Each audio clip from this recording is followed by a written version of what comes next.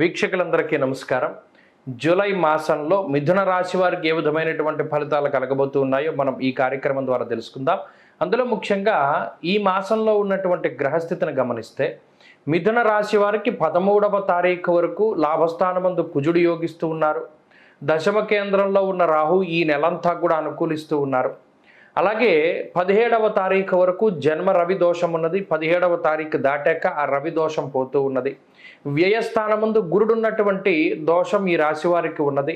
అలాగే శని భాగ్యస్థానమందు ప్రతికూలంగా ఉన్నారు. అంటే ప్రధానంగా చూసుకున్నప్పుడు 13వ తారీఖు దాటిన తర్వాత 12వ కుజుని యొక్క దోషం, అంటే 12వ స్థానంలో కుజుడున్నటువంటి దోషం కూడా ఈ రాశి వారికి వస్తుంది. కాబట్టి 13వ తారీఖు మునుపే కొంత ఎక్కువ గ్రహాల తాలూకు అనుకూలతలు అనేటువంటిది మిథున రాశి వారిలో కనబడుతూ ఉన్నాయి. కుజుడు, రాహువు, చంద్రుడు, శుక్రుడు, బుధుడు ఈ గ్రహాల తాలూకు అనుకూలతలు ఈ నెలలో ప్రధానంగా ఉన్నాయి. 17వ తారీఖు వరకు జన్మరవి దోషం ఉంటుంది. 17వ తారీఖు దాటాక ఆ దోషం పోతుంది. ఈ ఒక్క విషయాన్ని కూడా దృష్టిలో పెట్టుకోవాలి. అయితే ఈ గ్రహస్థితి వల్ల ఆర్థికపరమైనటువంటి విషయాలను కనుక మనం పరిశీలన చేస్తే ఆర్థికంగా ఈ మాసం మిశ్రమంగానే ఉంటుంది. అంటే అంత బాగా ఉన్నట్టు కాదు, అంత బాగా లేకపోయినట్టు కాదు. ప్రత్యేకించి జన్మరాశి యందు రవిగ్రహం యొక్క సంచారం, దేహార్తి చిత్త సంతాప కాలాతిక్రమ భోజనం, వ్యయస్థానమందు కుజుడు, ప్రవాసం కార్యహాని స్యాత్. ఈ కుజుడు వ్యయంలో ఉండడం, రవి జన్మరాశి లేదా 2వ రాశిలో ఉండడం, ఆ కర్తరిలో మిథున రాశి ఉండడం అనేటువంటిది ఈ మాసంలో కొంత ఆర్థికంగా ఒక చిన్నపాటి లోటుని క్రియేట్ చేస్తుంది, కలిగిస్తుంది. ఈ విషయాన్ని దృష్టిలో పెట్టుకోవాలి. ఇక ఆరోగ్యానికి సంబంధించినటువంటి విషయాలు ఈ మాసంలో కొంత శరీరం అలసిపోతూ ఉంటుంది.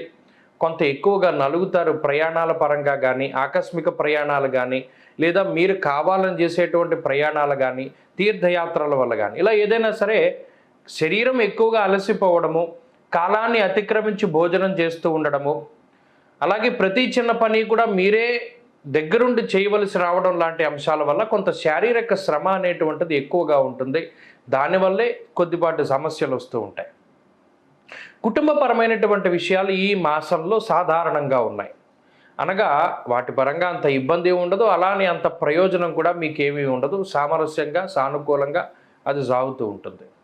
ఇక ఉద్యోగ వ్యాపారాలకి సంబంధించినటువంటి అంశాలు మిశ్రమంగా ఉన్నాయి. ఉద్యోగంలో కానీ వ్యాపారంలో కానీ కొంత ఒత్తిడి అనేటువంటిది అధికంగా ఉంటుంది. అది పై అధికారుల వల్ల కానీ, లేదా ఇప్పుడున్నటువంటి మీ గ్రహస్థితి వల్ల ఏమవుతుందంటే మీలో మీకు ఆత్మనూన్యతా భావం, అంటే మనల్ని ఎవరు ఏదో అన్నారు, లేదా మనల్ని ఎవరో కించపరిచారు, మనం అసలు ఇక్కడ ఉండకూడదు అనేటువంటి ఆత్మనూన్యతా భావం అనేటువంటిది ఎక్కువగా ఉంటుంది. కాబట్టి దానికి వెళ్ళకండి.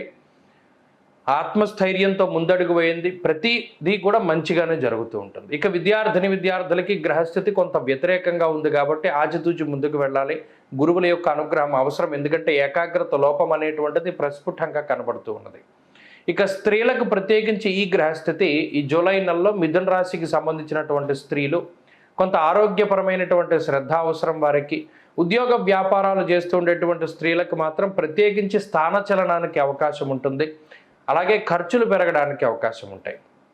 ఇక మిథున రాశి వారు ఈ నెలలో మరింత అనుకూలమైనటువంటి ఫలితాలని సాధించడానికి ఎక్కువగా సూర్య ఉపాసన చేస్తూ ఉండాలి. ప్రతిరోజు ఉదయం లేవగానే ఆదిత్య హృదయ స్తోత్ర పారాయణం చేయాలి. ఆదివారం నాడు ప్రత్యేకించి సూర్యోదయానికి ముందే నిద్రలేచి స్నానం చేసుకుని సంధ్యావందనాది కర్మలన్నీ కూడా నిర్వర్తించుకొని సూర్యుడు ఉదయిస్తూ ఉన్నప్పుడే చక్కగా ఆయన ఆ ఉదయ కిరణాలు మీ మీద పడేటట్టుగా నుంచుని ఆదిత్య హృదయాన్ని పూర్తిగా సాంగోపాంగంగా పారాయణ చేసి ఒక రాగి చెంబులో కొన్ని అక్షతలు, పసుపు, కుంకుమ పోసి ఆ రాగి చెంబులో పూర్తిగా నీళ్లను నింపి ఆ నీటిని సూర్యుడికి అభిముఖంగా అర్ఘ్యం కింద వదిలిపెట్టాలి.